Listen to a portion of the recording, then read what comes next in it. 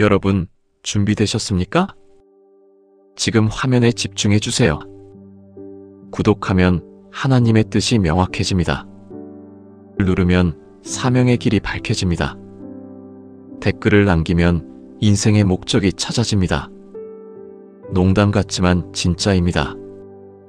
왜냐하면 하나님은 이렇게 말씀하셨거든요. 구하라 그러면 찾을 것이요. 우리는 지금 어떤 삶을 살고 있습니까? 많은 분들이 묻습니다. 목사님, 제 사명이 뭘까요? 하나님이 저를 어디로 부르신 걸까요? 나는 특별한 사명이 있을까요? 여러분도 그런 마음이 있으시지 않습니까? 저도 청년 때 그랬습니다. 밤하늘을 보며 생각했어요. 하나님, 당신이 나에게 주신 사명이 정말 있나요? 지금 영상을 보시는 여러분, 당신의 사명을 찾고 있으신가요? 아니면 이미 사명을 알지만 실천하지 못하고 있으신가요? 사명은 어디에 있을까요? 사람들은 착각합니다. 사명은 저 멀리 어딘가 있을 것 같습니다. 스스로를 특별해야 한다고 생각합니다. 대단한 무언가를 해야 한다고 느낍니다. 하지만 제가 오늘 여러분께 말씀드릴 것은 이겁니다. 당신의 사명은 이미 시작되었습니다. 바로 지금 여기서 당신의 일상 속에서 오늘은 함께 살펴보겠습니다. 어떻게 우리는 매일의 삶 속에서 하나님의 사명을 발견하고 실천하고 변화시킬 수 있는가? 7가지 핵심을 말씀드리겠습니다. 이 7가지를 마음에 새기시면 내일 아침 일어나면서부터 삶이 달라질 것입니다. 준비되셨습니까? 함께 시작하겠습니다. 여러분, 혹시 이런 생각을 하신 적이 없으신가요? 내가 특별한 사람이었다면, 나도 유명한 설교자처럼, 만약 나도 대통령이나 유명인이었다면, 우리는 자꾸만 다른 누군가의 삶을 봅니다. 다른 사람의 사명은 크고 거창하게 느껴집니다. 그러다 보니 내 삶의 사명은 없는 것처럼 느껴지는 거죠. 마태복음 25장에 있는 달란트 비유를 보시겠습니다. 예수님께서 제자들에게 이렇게 말씀하셨습니다. 천국은 마치 어떤 집주인이 자기 종들을 불러 자기 소유를 맡기는 것과 같으니 한 사람에게는 5달란트를, 한 사람에게는 2달란트를, 한 사람에게는 1달란트를 각각 그 능력대로 주고 곧 떠나갔더니. 마태복음 25장 14절 15절. 원어로 달란트 탈레톤은 단순한 동전이 아닙니다. 이것은 재능, 능력, 기회를 의미합니다. 역사적으로 달란트는 당시 최고액의 화폐 단위였어요. 즉, 예수님은 우리 모두에게 최고의 소중한 것들을 이미 주셨다는 뜻입니다. 그 비유의 핵심은 무엇일까요? 주인이 종들에게 줄 때 각각 그 능력대로 준다는 것입니다. 누군가에겐 5달란트, 누군가에겐 2달란트, 누군가에겐 1달란트를 주셨습니다. 그리고 주인은 장시간 여행을 떠납니다. 그동안 무슨 일이 일어났을까요? 5달란트를 받은 종은 나가서 그것으로 장사하여 5달란트를 더 얻었고, 2달란트를 받은 종도 나가서 2달란트를 더 얻었습니다. 하지만 1달란트를 받은 종은 어땠을까요? 그 종은 땅을 파고 주인의 돈을 감춰두었습니다. 여러분, 깨달으셨나요? 여기서 중요한 것이 뭔지 아세요? 작은 것, 큰 것이 아니라는 겁니다. 주목하세요. 주인이 종들을 불러 칭찬할 때 5달란트를 번 종과 2달란트를 번 종에게 동일하게 이렇게 말합니다. 착하고 충성된 종이여, 내가 작은 것에 충성하였으므로 내가 많은 것을 내게 맡기리니 주인의 즐거움에 참여할지어다. 마태복음 25장 21절, 23절. 같은 말씀이에요. 5달란트를 번 사람이나 2달란트를 번 사람이나 동등한 상을 받습니다. 신앙 공동체에서는 달란트의 크기가 아니라 충성의 정도가 중요합니다. 제가 목회하면서 만난 신도님이 있습니다. 70대 초반의 이분은 평생을 중소기업의 평사원으로 일하셨습니다. 특별한 학력도 화려한 경력도 돈도 많지 않으셨어요. 이분은 저에게 자주 물었습니다. 목사님, 저는 뭐하라고 부르신 걸까요? 저는 그냥 평범한데요. 그분이 1년 전에 편찮으셔서 배웠는데 이렇게 말씀하셨어요. 목사님, 알았습니다. 제 사명이 뭔지. 뭡니까? 제가 물었습니다. 제가 매일 아침 6시에 일어나서 교회 가는 길에 만나는 독거노인 할머니에게 인사하고 그분 집 앞이 더러우면 치워드리고 가끔 밑반찬을 갖다 주는 것. 이게 제 사명인 것 같습니다. 그 할머니가 저 때문에 하루를 밝게 시작한다고 말씀하셨거든요. 여러분, 깨닫게 됩니까? 그분의 사명이 조용하지 않습니까? 드러나지 않습니까? 그렇습니다. 하지만 그 할머니의 삶은 변했습니다. 그분은 이제 자신의 삶의 목적을 알고 있습니다. 그런데 제가 또 다른 분을 만났는데 이분의 이야기도 정말 감동적입니다. 50대 중반의 한 은행원 아주머니였어요. 이분도 저는 특별한 것도 없고 그냥 은행원일 뿐이라고 생각했대요. 그런데 어느 날 그 은행원이 창구에서 고객을 응대하던 중 손 떨리는 노인 고객이 통장을 제대로 갖지 못하자 자연스럽게 도와줬습니다. 그리고 그 노인이 계속 그 은행을 찾게 되었어요. 얼마 후 그 노인이 가족들과 함께 와서 고마움을 표했습니다. 직원님, 제 아버지가 매일 당신이 기다려진대요. 당신 덕분에 아버지가 밝아졌습니다. 여러분, 보셨나요? 그 은행원도 처음엔 몰랐어요. 자신의 작은 친절이 누군가의 하루, 누군가의 노년을 바꿀 수 있다는 걸요. 제가 정말 기억에 남는 또 다른 분이 있습니다. 60대 초반의 한 할아버지인데 이분은 정말 평범한 삶을 사셨어요. 특별한 직업도 없고 평생 동네 목공소에서 일하셨습니다. 목재를 자르고 가구를 만들고 손수레를 고쳐드리는 그런 일들이었어요. 이 할아버지가 저에게 말씀하셨어요. 목사님, 저는 평생 남이 버린 목재로 뭔가를 만드는 사람입니다. 특별할 게 없어요. 그런데 얼마 후 그 할아버지가 다시 찾아왔어요. 표정이 밝았습니다. 목사님, 깨달았습니다. 제 사명을요. 뭐예요? 제 손자가 말했어요. 할아버지가 버려진 나무를 다시 살려서 멋진 물건을 만드는데 할아버지 덕분에 저는 쓸모없는 것도 다시 쓸 수 있다는 걸 배웠대요. 그래서 학교에서 환경 문제를 열심히 공부하겠대요. 여러분, 보셨습니까? 그 할아버지는 자신이 단순히 목재를 재활용하는 사람이라고만 생각했어요. 하지만 손자의 인생을 형성했습니다. 환경을 생각하는 마음, 버려진 것을 소중히 여기는 태도, 이 모든 걸 가르쳤어요. 사명은 위대함이 아닙니다. 사명은 충성입니다. 사명은 저 멀리 어딘가에 있지 않습니다. 당신의 손 닿는 곳에 당신이 만날 수 있는 사람들 곁에 있습니다. 지금 여러분 곁에는 누가 있습니까? 당신의 가족? 당신의 이웃? 당신의 직장 동료? 그들이 당신의 사명입니다. 만약 내가 다른 자리에 있었다면 우리는 자꾸만 가정합니다. 현재의 위치를 받아들이지 못합니다. 이 직책이 싫고 이 삶의 자리가 불만족스럽고 차라리 다른 어딘가에서 내 사명을 찾고 싶습니다. 구약 성경 에스더서를 보겠습니다. 이것은 정말 흥미로운 이야기입니다. 에스더는 고아입니다. 남편도 없고 형편도 안 좋은 여성이었어요. 그런데 느닷없이 페르시아의 왕 아하수에로의 왕후가 됩니다. 왕은 에스더가 유다인이라는 걸 모릅니다. 그리고 하만이라는 악한 신하가 나타나 모든 유다인을 죽이려는 음모를 꾸밉니다. 에스더의 삼촌 모르드게가 에스더에게 말합니다. 이 장면이 얼마나 깊은지 봐주세요.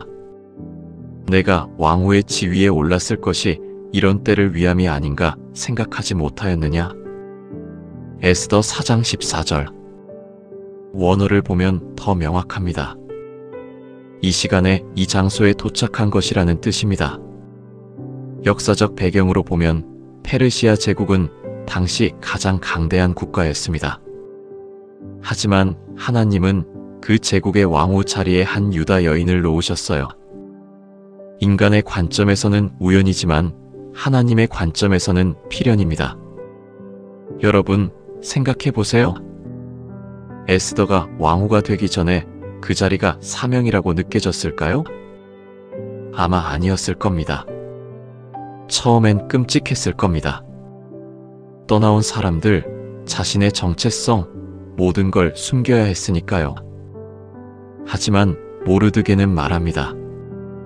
이때를 위함이다. 지금 당신이 있는 자리는 어떤가요? 직장에서 힘든 처지에 있나요? 가정에서 책임을 많이 지고 있나요? 건강이 좋지 않아 활동을 제한받고 있나요? 당신이 지금 있는 자리도 이런 때를 위함입니다. 제가 상담했던 중년의 사업가 이야기를 해드릴게요. 이분은 60대 초반이셨어요. 성공한 사업가였습니다만 얼마 전 사업이 망했습니다. 수십 년 동안 이루어 놓은 것들이 무너졌어요. 그분이 저에게 물었습니다. 목사님, 왜 제게 이런 일이? 깊은 절망이 있었습니다. 그런데 6개월 후에 그분이 다시 찾아왔어요. 목사님, 제가 이해했습니다. 뭐요? 제가 사업을 할 때는 너무 바빴습니다.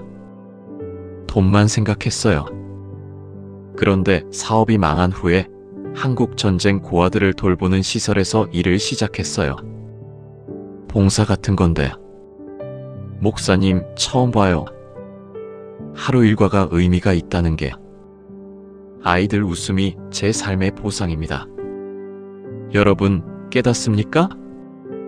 그분의 사명은 성공한 사업가로서의 삶에 있지 않았습니다. 오히려 무너짐 속에서 발견되었습니다. 현재의 위치, 현재의 상황, 현재의 아픔. 이것들이 사명의 시작점입니다. 저는 또 다른 분도 만났는데 이분의 이야기는 조금 다릅니다. 40대 후반의 이분은 회사에서 부서장까지 올라갔어요. 계획대로였습니다. 그런데 회사 구조조정으로 강등을 당했습니다. 평사원 수준으로 내려간 거예요. 이분이 처음에는 정말 힘들어했습니다. 자존심이 상했고 분노했고 절망했어요. 왜 나한테 이런 일이? 라고 계속 물었습니다. 그런데 3개월이 지났을 때 이상한 일이 일어났습니다. 그분이 부서장일 때는 몰랐던 것들을 보기 시작한 거예요. 후배들의 고민, 직원들의 어려움, 회사 문화의 문제점들. 그러다 그분은 깨달았어요. 내가 지금 이 자리에서 뭘 할 수 있을까? 그리고 시작했습니다. 조용히 후배들을 돌보고 직원들의 이야기를 들어주고 작은 것부터 개선하기 시작한 거죠. 결과는 반년 후 그분은 다시 승진했습니다. 그런데 이번엔 다른 마음으로 올라갔어요. 이제 나는 더 많은 사람을 도울 수 있겠구나라는 마음으로요. 저는 또 다른 분도 알고 있습니다. 70대의 한 선생님인데 정년을 앞두고 있던 분입니다. 이 선생님은 평생을 시골 학교에서 가르쳤어요. 서울의 유명한 학교에서 가르친 게 아니라 산골짜기 작은 학교에서요. 이 선생님이 정년을 1년 남겨두고 저에게 말했습니다. 목사님, 저는 뭘 했을까요? 평생 시골에서만 살았는데. 대도시의 명문학교에서 가르치지 못한 게 한이에요. 그런데 정년을 한 달 앞두고 그 선생님이 편지를 받았습니다. 그 학교 제자들이 모여서 보낸 거였어요. 선생님, 저는 지금 의사입니다. 선생님이 산골 학교에서 포기하지 말고 공부하라고 말씀해 주셨기 때문에 여기 있습니다. 이런 식으로 수십 명이 편지를 보냈어요. 의사, 변호사, 교수, 사업가 모두가 그 선생님 덕분에 꿈을 이루었다고 썼어요. 그 선생님이 저에게 울면서 말했습니다. 목사님, 저는 착각했습니다. 저는 시골에 버려진 게 아니었어요. 오히려 가장 필요한 자리에 있었어요. 여러분, 당신의 위치는 어떤가요? 현재의 위치, 현재의 상황, 거기서부터 사명이 시작됩니다. 지금 이 영상을 보시는 분 중에 내 위치가 맞나? 라고 의심하시는 분이 있을 겁니다. 당신의 위치는 하나님이 정하신 것입니다. 거기서부터 사명이 시작됩니다. 만약 내가 더 큰 일을 했다면 우리는 자꾸만 그렇게 생각합니다. 현재의 작은 일들을 무시합니다. 하지만 예수님은 명확하게 말씀하셨습니다. 지극히 작은 것에 충성한 자는 큰 것에도 충성하고 지극히 작은 것에 불의한 자는 큰 것에도 불의하니라. 누가복음 16장 10절. 이 말씀의 원문 헬라어로 피스토스는 신뢰성, 일관성을 의미합니다. 즉, 작은 것을 신뢰할 수 있게 하는 태도가 중요하다는 거예요. 역사적으로 이 말씀은 초대교회 지도자들에게 매우 중요한 교훈이었습니다. 왜 그럴까요? 왜냐하면 작은 일 속에 대한 진리가 있기 때문입니다. 큰 일을 잘하는 것도 중요하지만 작은 일을 어떻게 대하는지가 그 사람의 본질을 보여줍니다. 여러분, 생각해 보세요. 직장에서 청소 당번을 맡았을 때 당신은 어떻게 하나요? 이건 내 일이 아니야 라고 생각하나요? 아니면 이것도 중요한 일이라고 대하나요? 가정에서 누군가 화장실을 막혔을 때 당신은 한숨을 쉬며 처리하나요? 아니면 그 일 속의 의미를 찾나요? 작은 것들이 모여서 큰 것이 됩니다. 제가 만난 한 교회 사무직원이 있습니다. 이분은 50대의 여성이었어요. 일종의 교회 행정 보조 일을 했습니다. 심부름, 서류 정리, 청소. 눈에 띄지 않는 일들이었습니다. 많은 사람들이 그분을 무시했어요. 아, 그냥 행정 보조네 하면서요. 그런데 이분이 교회를 떠나던 날이 있었습니다. 너무 힘들었던 거예요. 자신의 일이 인정받지 못한다고 느껴진 거였어요. 그분이 떠나간 후 교회는 너무 혼란스러워졌습니다.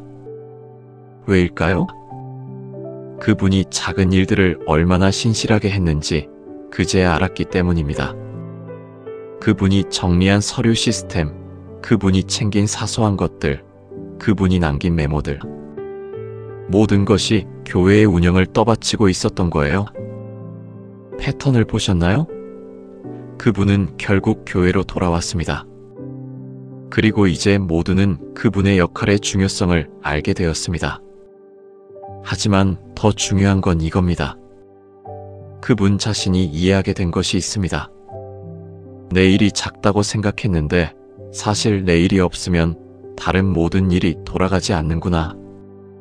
제가 또 다른 분을 알고 있는데 이분은 20대의 청년입니다. 이 청년이 첫 직장을 얻었어요.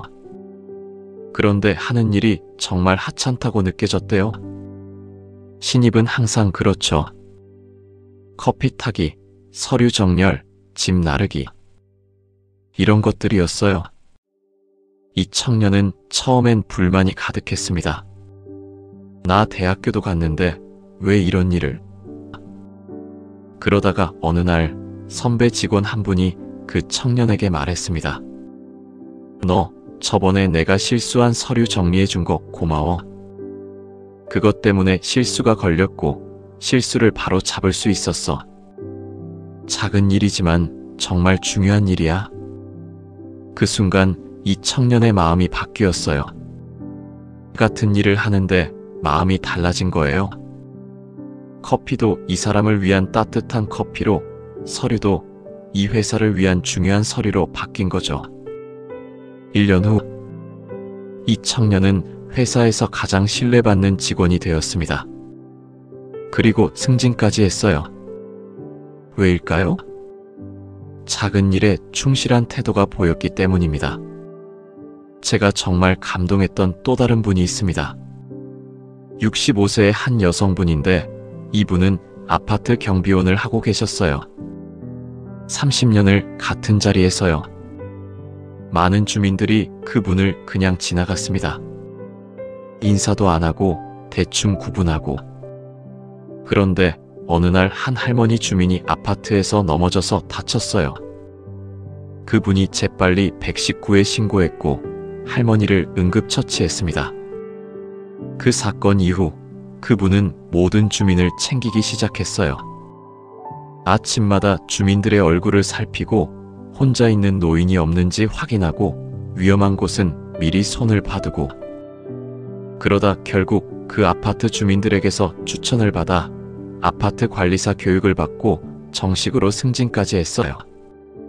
30년을 작은 경비원 일을 신실하게 했기 때문이었습니다. 여러분, 당신의 작은 일은 무엇입니까? 아침에 일어나서 냉수를 마시는 것? 출근길에 동료에게 건네는 따뜻한 인사? 점심시간에 혼자 남은 후배를 봐주는 것? 퇴근 후에 집에 와서 가족 밥상을 준비하는 것? 이 모든 것이 사명입니다. 이 작은 일들에 충실할 때 당신은 자신이 감당할 수 있는 더 큰 책임에 대한 준비가 됩니다.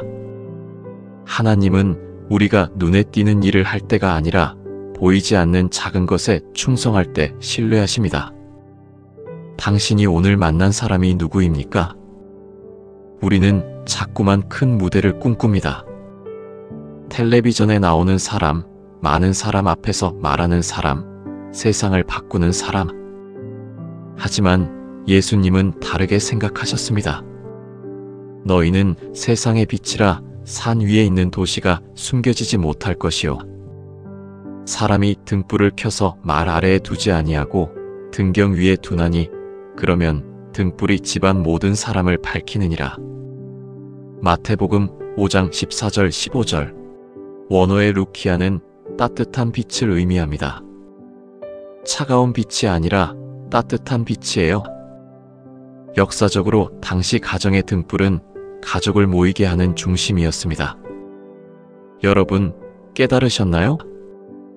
예수님은 우리가 세상을 밝히는 것이라고 말씀하셨습니다. 하지만 그 빛은 어디에서 나타날까요? 텔레비전 방송국에서? 국회의사당에서? 아닙니다. 당신의 가정에서, 당신의 직장에서, 당신이 만나는 사람들 앞에서입니다.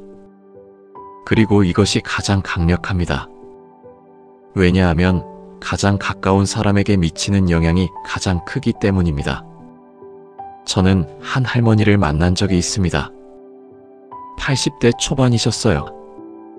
이분은 자신의 인생이 별것 아니라고 생각했습니다. 평생을 집에서만 살았고 특별한 일을 한 적도 없었고 유명한 사람도 아니었어요. 그런데 그 할머니의 손자가 저에게 찾아와서 했던 말이 있습니다. 손자는 대학생이었는데 학과를 바꿨대요. 왜 학과를 바꿨어요? 할머니 때문입니다. 무슨 말이에요? 할머니가 저보고 너는 착한 아이야. 언제나 옳은 일을 해. 그 착함을 유지해라고 자주 말씀하셨어요. 저는 할머니를 실망시키고 싶지 않았어요.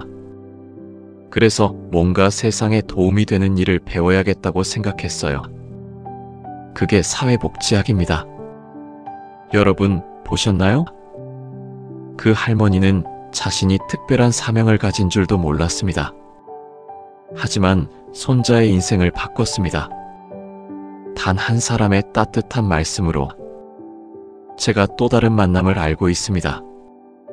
한 아버지와 아들의 이야기입니다. 50대의 이 아버지는 평범한 회사원이었어요. 특별한 아버지는 아니었습니다. 그냥 출근했다 퇴근했어요. 그런데 딸이 대학을 가면서 아버지에게 편지를 썼습니다. 아빠, 난 아빠가 항상 출근할 때 화이팅이라고 응원해주신 기억이 있어요. 아빠가 내일도 중요한 일이다라는 태도로 일하는 모습이 저한테 얼마나 큰 영향을 줬는지 몰라요. 저도 내가 하는 일을 그렇게 소중히 여기겠습니다. 여러분 아세요? 그 아버지는 자신이 자녀에게 뭔가 특별한 말을 한 적이 없습니다. 다만 일상 속에서 성실한 태도를 보였을 뿐입니다. 그것이 자녀의 인생을 형성했어요. 제가 또 다른 분도 알고 있습니다. 70대 초반의 한 약사분인데 이분은 작은 시골 약국을 운영하셨어요. 의약 분업 논쟁이 있을 때도 대형 약국과의 경쟁이 심할 때도 그 자리에서 벗어나지 않으셨습니다. 이분이 은퇴하면서 가장 기억에 남는 게 뭐냐고 물었을 때 이렇게 말씀하셨어요. 제가 처방한 약으로 누군가가 나았다는 소식, 그리고 매일 뵙던 주민들의 얼굴입니다. 그 약사분이 문을 닫으려고 했을 때 동네 주민 100명이 넘게 찾아왔어요. 모두가 감사의 말을 하며 눈물을 흘렸습니다. 약사님, 제 어머니가 당신 덕분에 마지막 시간을 편하게 보냈어요. 약사님, 당신이 우리를 건강하게 지켜줬어요. 여러분 보셨나요? 그 약사분은 유명하지 않았습니다. 큰 돈도 벌지 못했습니다.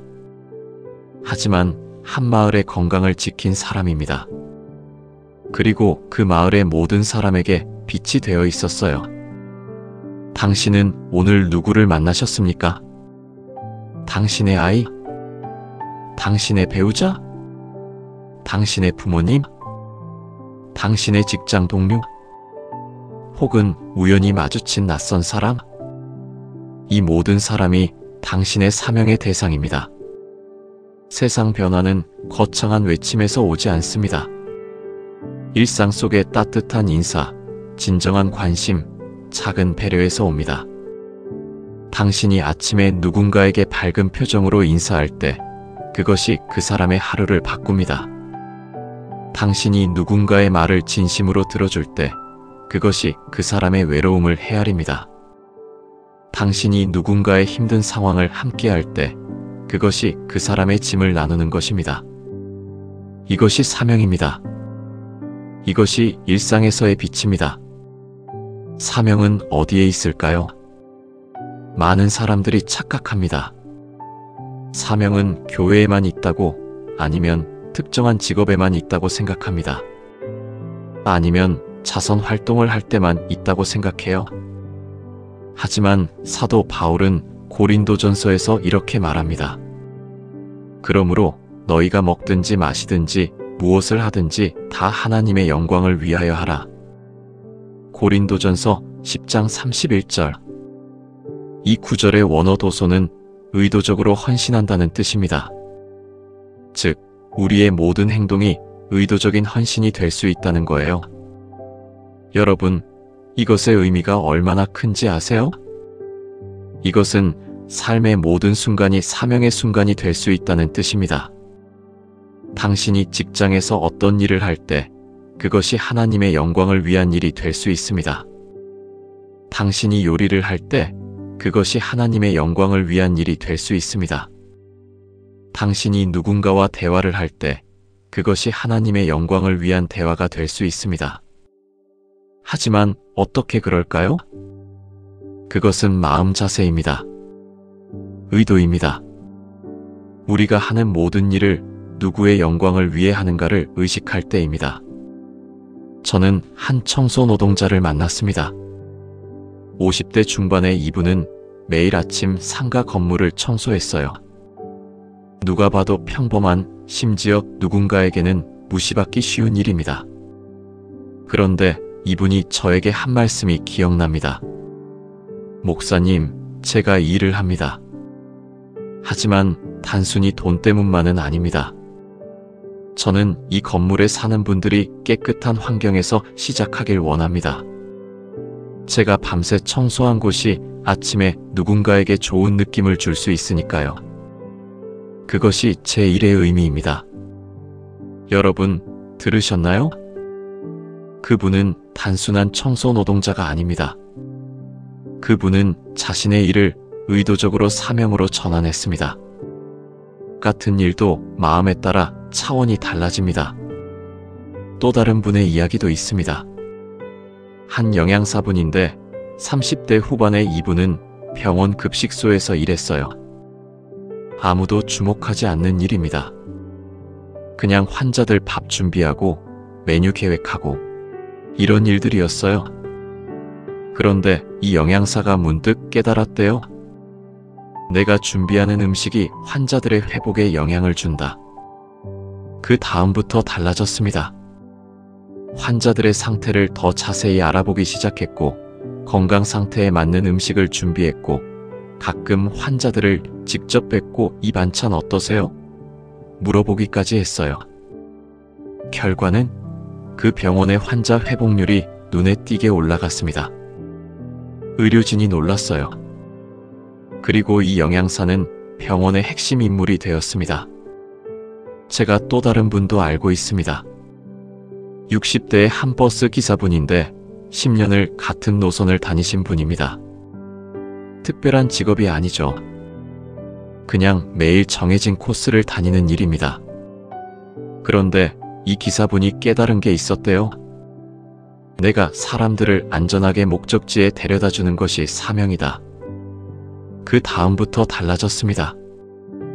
험한 길도 최대한 부드럽게 운전했고, 노인이 타면 한 손을 잡아드렸고, 근처 병원이 있으면 환자분들을 챙겼고, 심지어 길을 잃은 아이를 찾아주기도 했어요. 지금 그 버스 기사는 그 지역 사람들에게 가장 신뢰받는 사람이 되었습니다. 버스를 기다릴 때 사람들이 웃으면서 말합니다. 아, 우리 기사님 버스네요. 오늘도 안전하겠구나. 당신의 직업은 무엇입니까? 의사? 교사? 장사? 노동자? 직무가 무엇이든 중요하지 않습니다. 당신이 그 일을 어떤 의도로 하는지가 중요합니다. 당신이 의사라면 그것이 환자의 치유를 위한 사명이 될 수 있습니다. 당신이 교사라면 그것이 학생의 미래를 위한 사명이 될 수 있습니다. 당신이 사업가라면 그것이 정직한 상거래를 통한 신뢰의 사명이 될 수 있습니다. 당신이 부모라면 그것이 자녀의 성장을 위한 가장 중요한 사명입니다. 여러분, 깨닫습니까? 부르심은 어디에나 있습니다. 당신이 지금 하고 있는 모든 일이 당신이 그렇게 결정할 때 사명이 될 수 있습니다. 사명을 찾는 방법이 뭘까요? 많은 사람들이 묻습니다. 목사님, 어떻게 하면 내 사명을 알 수 있을까요? 어떻게 하면 하나님의 뜻을 알 수 있을까요? 예수님의 제자 야고보는 이렇게 말합니다. 너희 중에 누구든지 지혜가 부족하거든 모든 사람에게 후히 주시고 꾸짖지 아니하시는 하나님께 구하라 그러면 주시리라. 야고보서 1장 5절. 원어의 소피아는 단순한 지식이 아니라 삶의 방향을 아는 지혜를 의미합니다. 그리고 이것을 얻는 방법이 뭘까요? 기도입니다. 구하는 것입니다. 여러분, 생각해 보세요. 당신이 길을 잃었을 때 누군가에게 어디로 가야 하나요? 라고 묻지 않습니까? 당신이 중요한 결정을 앞두고 있을 때 현명한 사람에게 조언을 구하지 않습니까? 하나님도 마찬가지입니다. 하나님은 당신이 구할 때 답하실 준비가 되어 있습니다. 사명을 찾는 건 기도 속에서 일어납니다. 하지만 여기에 함정이 있어요. 여러분, 많은 사람들이 기도할 때 뭐라고 하는지 아세요? 하나님, 저한테 뭐해라고 말씀해 주세요. 이렇게 합니다. 일방적인 명령을 기다리는 거죠. 하지만 기도는 대화입니다. 듣는 것이 없으면 대화가 아닙니다. 저는 한 청년을 만났습니다. 30대 초반의 이분은 계속 직업을 바꿨어요. 변호사가 되려다가 포기했고, 목사가 되려다가 포기했고, 사업가가 되려다가 포기했습니다. 그 청년이 저에게 털어놓았어요. 목사님, 하나님이 저한테 말씀을 안 해주신 것 같아요. 저는 뭘 해야 할지 모르겠어요. 저는 그에게 물었습니다. 기도할 때 하나님 말씀을 들으려고 노력했나요? 그는 깜짝 놀랐어요. 기도할 때 하나님 말씀을 들어요? 그 순간이 분기점이었습니다. 저는 그 청년에게 처음으로 기도의 진정한 의미를 알려줄 수 있었습니다. 몇 개월이 지난 후 그 청년이 다시 찾아왔어요.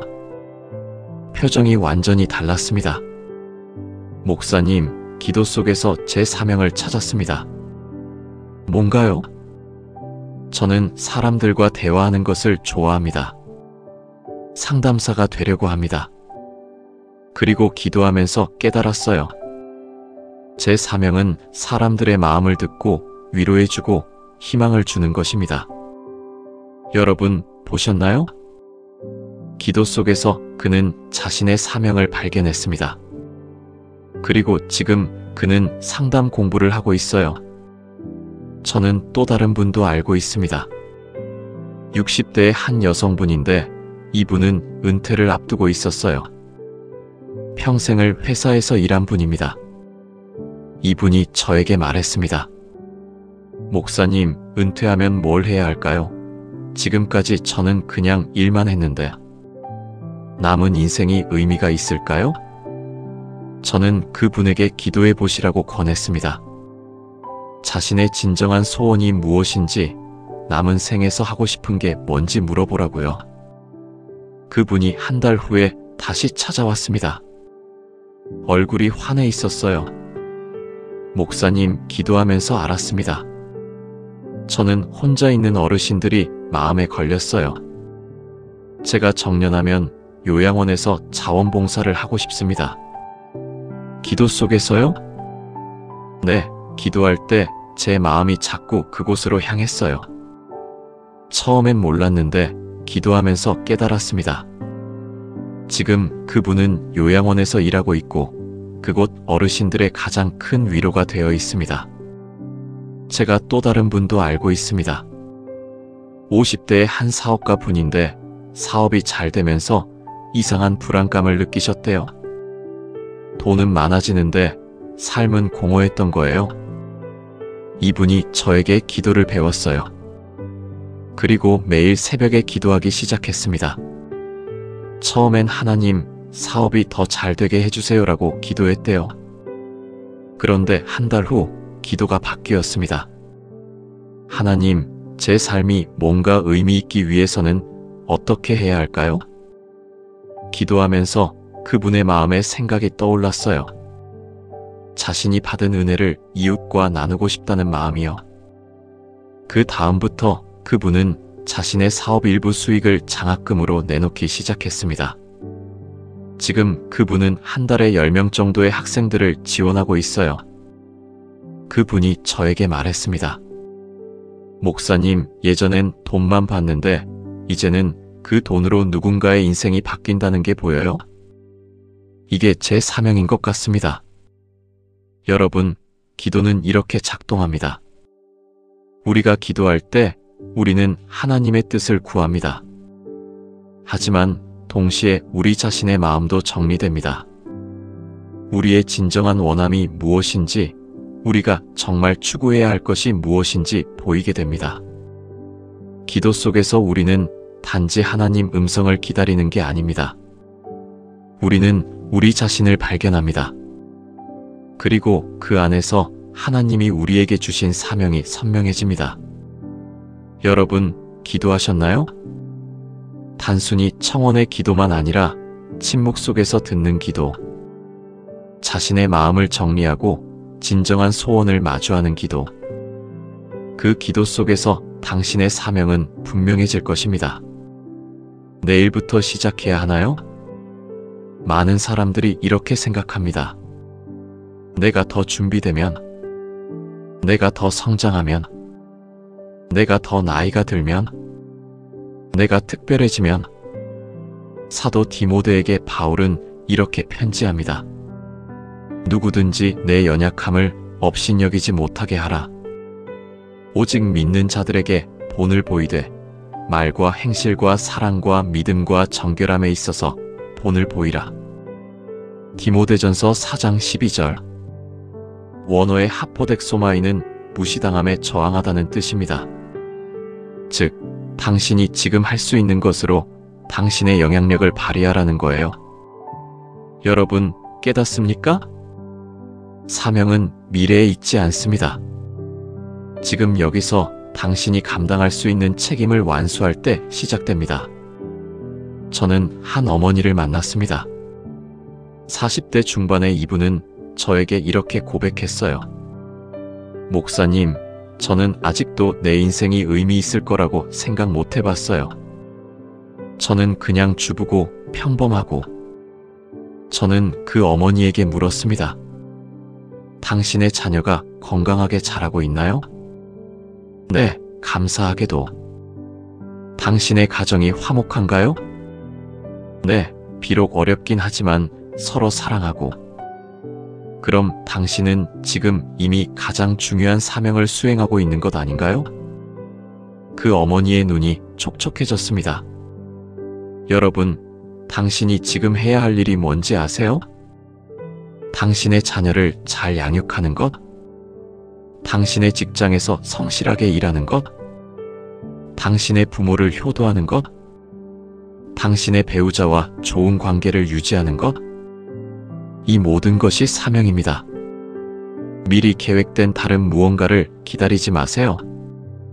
제가 또 다른 분의 이야기를 알고 있습니다. 한 간부를 상담했는데 50대 후반의 이분은 회사에서 큰 책임을 맡고 있었어요. 하지만 명확한 불안이 있었습니다. 목사님, 저는 회사에서는 성공했는데 가정은 망쳤어요. 아이들과 거리가 있고 아내와도 대화가 없어요. 저는 그에게 물었습니다. 당신의 진정한 사명은 뭐라고 생각하세요? 제 가정입니다. 그럼 지금부터라도 시작할 수 있지 않을까요? 그 간부는 결단했습니다. 일을 조정하고 가정을 우선시하기 시작했어요. 결과는 어땠을까요? 6개월 후 그는 저에게 말했습니다. 목사님, 이상하게도 가정이 나아지니까 회사에서도 더 잘 되는 것 같아요. 제가 더 평온하고 창의적이 되었거든요. 아들이 학교에 잘 적응했고 아내와의 대화도 많아졌고 회사에서의 업무 성과도 더 좋아졌습니다. 여러분, 보셨나요? 사명의 순서를 바꾸면 모든 게 꼬입니다. 하지만 사명의 순서를 지키면 하나님은 그 안에 축복을 집어넣으십니다. 제가 또 다른 감동적인 이야기를 알고 있습니다. 70대의 한 할아버지 분인데 정년을 한 달 남겨두고 폐암 진단을 받으셨어요. 평생을 회사에만 바쳤던 분입니다. 이분이 저에게 물었습니다. 목사님, 저는 뭘 했을까요? 평생 일만 했는데 이제. 그 할아버지는 정년을 하지 못했어요. 그 대신 마지막 한 달을 손자들과 보냈습니다. 이 할아버지가 할 수 있는 마지막 책임을 했던 거예요. 손자들 앞에서 성실하게 살아가는 모습을 보여주는 것. 손자들에게 인생의 값진 것들을 말해주는 것. 손자들의 손을 잡고 함께 있어주는 것. 이 할아버지가 돌아가시고 난 후 손자들이 말했어요. 할아버지는 우리에게 가장 큰 유산을 남겨주셨어요. 할아버지를 통해 우리는 정말 중요한 게 뭔지 배웠거든요. 여러분, 당신이 남은 시간에 할 수 있는 것이 뭔지 아세요? 지금 당신이 할 수 있는 책임을 완수하는 것입니다. 사명의 순서는 이겁니다. 먼저 현재 당신이 있는 자리에서의 책임을 완수하세요. 당신 가정의 책임, 당신 직장의 책임, 당신에게 주어진 작은 책임들. 그것을 완수할 때 하나님은 당신에게 더 큰 책임을 주실 것입니다. 그것이 영적 성장의 원칙입니다. 우리는 함께 살펴봤습니다. 7가지 진리를 말씀드렸습니다. 정리해 볼게요. 첫째, 사명은 멀리 있지 않습니다. 당신 곁에 이미 있습니다. 둘째, 현재의 위치가 사명의 시작점입니다. 이런 때를 위해 당신은 지금 여기 있습니다. 셋째, 작은 일에 충실함이 사명의 열쇠입니다. 큰 것을 하는 사람보다 작은 것을 신실하게 하는 사람이 더 소중합니다. 넷째, 일상 속 만남이 사명의 자리입니다. 당신이 만나는 사람 하나하나가 당신의 사명의 대상입니다. 다섯째, 부르심은 삶의 모든 영역에 있습니다. 당신의 직업이 무엇이든 당신이 그것을 의도적으로 헌신할 때 사명이 됩니다. 여섯째, 기도 속에서 사명은 분명해집니다. 대화하는 기도, 듣는 기도 속에서 당신은 자신의 진정한 부르심을 발견합니다. 일곱째, 사명은 현재의 책임 완수에서 시작됩니다. 내일을 기다리지 마세요. 오늘 당신의 책임을 완수하세요. 이제 여러분에게 당부하고 싶습니다. 오늘 이 영상을 보고 나서 내일 아침부터 바뀌지는 않을 겁니다. 하지만 마음이 바뀔 겁니다. 당신이 가정에서 밥을 할 때 그것이 단순한 요리가 아니라 가족을 살리는 사명이라는 걸 알게 될 겁니다. 당신이 직장에 갈 때 그것이 단순한 일이 아니라 세상 속에서 빛을 비추는 사명이라는 걸 깨달을 겁니다. 당신이 누군가의 손을 잡을 때 그것이 단순한 인사가 아니라 누군가의 하루를 바꾸는 사명이라는 걸 이해할 겁니다. 여러분에게 하나님의 말씀으로 축복합니다. 지극히 작은 것에 충성하면 큰 것에 충성하리니 하나님은 당신을 보고 계십니다. 오늘부터 시작하세요. 당신의 사명은 거창할 필요 없습니다. 조용하면 됩니다. 보이지 않으면 됩니다. 오직 하나님만 아시면 됩니다. 그 일을 충실하게 하세요. 그 사람을 진심으로 대하세요. 그 책임을 다하세요. 그것이 사명입니다. 그것이 당신의 소명입니다. 그것이 하나님이 당신에게 주신 인생입니다. 이 영상이 도움이 되셨다면 구독해주세요. 혈당도 내려가고 복도 받고 좋아요를 눌러주세요. 마음속 불안감도 씻겨내리고 댓글 남겨주세요. 저는 이런 사명을 발견했습니다. 또는 저도 함께 실천하겠습니다. 친구분들과 공유해주세요. 누군가의 인생을 바꾸는 사명을 함께 하세요. 마지막 말씀입니다. 지금 이 순간 당신은 이미 누군가의 사명이 될 수 있습니다. 당신이 지금 누군가에게 희망을 줄 수 있습니다. 당신의 작은 행동이 누군가의 인생을 바꿀 수 있습니다. 그것을 기억하세요. 하나님은 당신의 사명을 보고 계십니다. 비록 세상이 모르더라도, 비록 누군가 무시하더라도 하나님은 당신이 감당하는 모든 책임, 모든 노력을 보고 계십니다. 당신의 인생은 귀합니다. 당신의 사명은 소중합니다. 지금부터 시작하세요. 감사합니다.